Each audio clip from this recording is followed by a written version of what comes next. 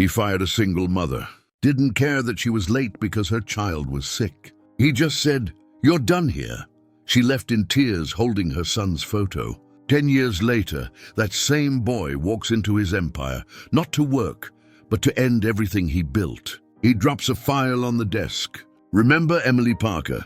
The billionaire's face loses all color.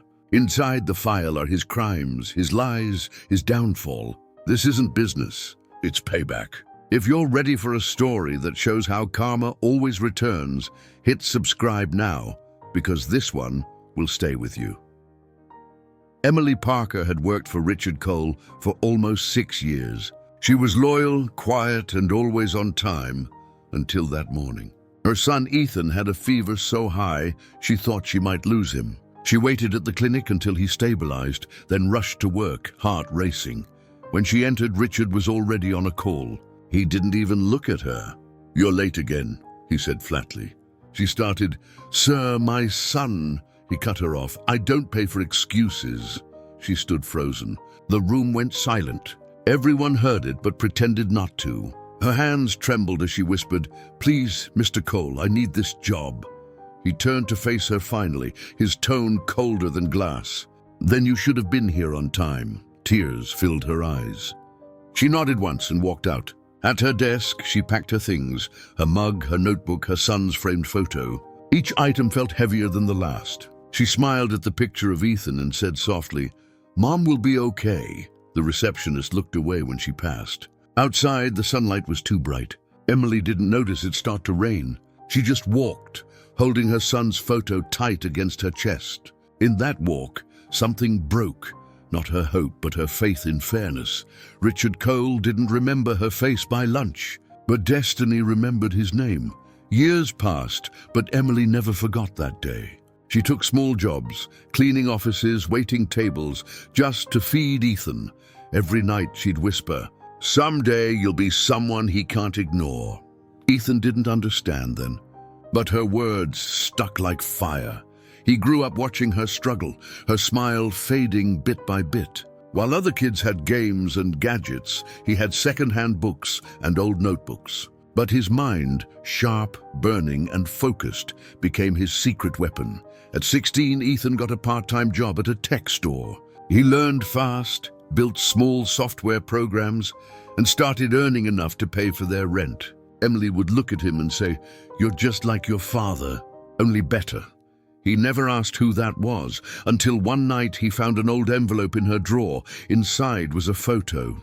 A man in a blue suit. The same man from the day his mother came home crying. Richard Cole. Ethan stared at it for hours. The name burned into his head like a scar. He whispered, "So that's the man who broke her." From that night on, everything changed. He stopped hanging out with friends. He worked, studied, and built his first software company before turning 20. People started noticing him.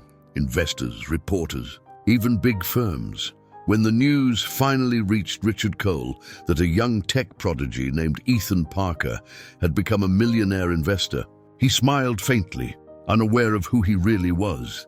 But fate had already drawn the line between them. The boy he crushed would soon sit across from him.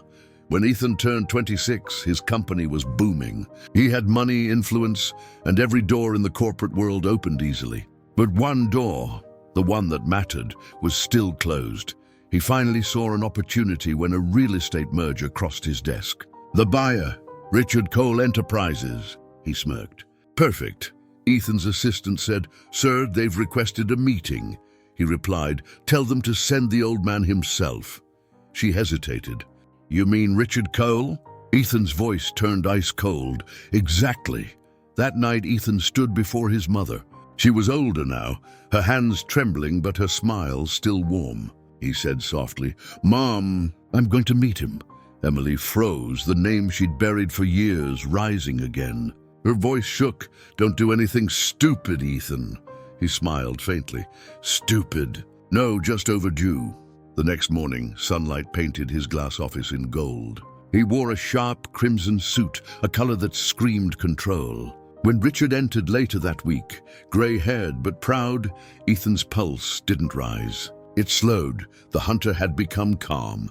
Richard extended his hand. Nice to finally meet you, Mr. Parker. Ethan shook it firmly. You too, Mr. Cole. It's been a long time. And that handshake sealed it, the moment the past returned in flesh. The meeting began with polite smiles. Ethan listened while Richard spoke about profits, strategies, and timelines. All numbers, no heart. But when Richard leaned back and said, "You remind me of someone I used to know," Ethan almost smiled. "Really?" he asked calmly. "Yes," Richard said. "A woman who used to work for me. She had your eyes. What was her name?" Ethan's jaw tightened. "Emily Parker." Silence cut the air like glass. Richard blinked. "Yes, that's her. Shame how she disappeared. Some people just can't keep up with success." Ethan leaned forward, voice steady. "You're right. Some people can't keep up. Some just clean up after those who step on them." The old man chuckled awkwardly, missing the storm behind the words. They spent the next hour reviewing documents, but Ethan wasn't reading numbers anymore. He was reading karma, slowly walking back into the same empire that once threw his mother out. When the meeting ended, Richard shook his hand again. "You're sharp, Parker. I like you." Ethan smiled faintly. "You will." That night, Ethan opened a drawer and looked at the same file again, the one with Emily's name, date, and signature. Soon it would hold another name, Richard Cole. The merger process brought them closer.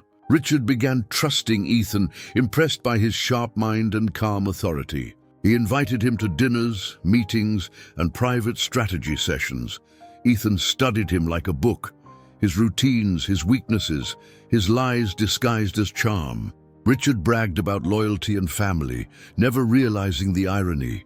One night, over whiskey in a gold-lit office, Richard said, "You know, Parker, you remind me of myself when I was young." Ethan smiled. "Then I hope I don't end up like you." Richard laughed it off, unaware that every word was being recorded. Behind Ethan's calm eyes was a storm. He had the old audio tapes from the day his mother was fired, the emails where Richard's secretary mocked her, and the final letter Emily never saw, her termination without cause. Ethan sent copies of the file to his lawyer. "Tomorrow," he said quietly, "we finish this." That night he called his mother. "Mom, I just want you to rest tomorrow. You'll finally be free." Emily hesitated.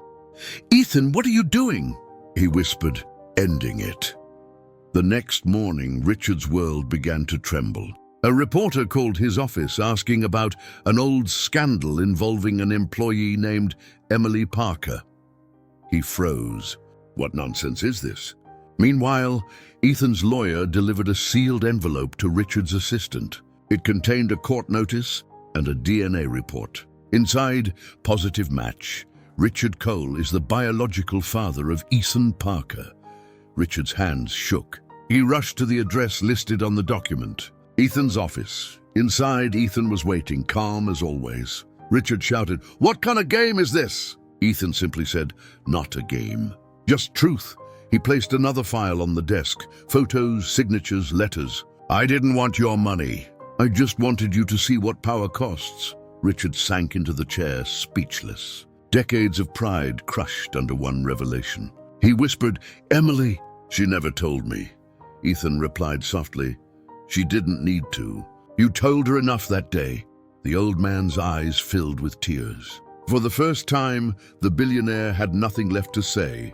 Richard didn't attend meetings for days. His empire started shaking, rumors, stock drops, media chaos. His loyal board members began whispering his downfall. Ethan stayed silent. He didn't need to destroy him. Truth had already done it. One evening, Richard appeared at Emily's small home. He stood at the door, holding the same photo she'd carried that day years ago. Her eyes widened. He whispered, "He's mine, isn't he?" Emily didn't move. She just said, "He was always yours. You were never his." He broke down right there on her doorstep. The man who ruled skylines now cried on broken tiles. She placed a hand on his shoulder, not out of love, but closure. "Some things," she said, "are meant to fall before they rise again." A month later, Richard sold his company shares. He created a small foundation under her name, the Emily Parker Fund, supporting single mothers in need. Ethan never attended the press events. He didn't need cameras. He just wanted peace. One evening, he visited his mother in the garden. Sunset light bathed everything in soft gold. She smiled and said, "You did what I never could." He replied, "No, Mom, you did. You survived." She laughed, her eyes finally free of the weight she'd carried for years. Ethan looked toward the horizon, the city glowing under orange and pink skies. For the first time, he wasn't angry. He was finally done. Moral: truth doesn't destroy families, lies do. Sometimes revenge isn't about hurting someone back. It's about showing them the pain they once ignored. Karma doesn't knock. It walks right in, wearing your past mistakes.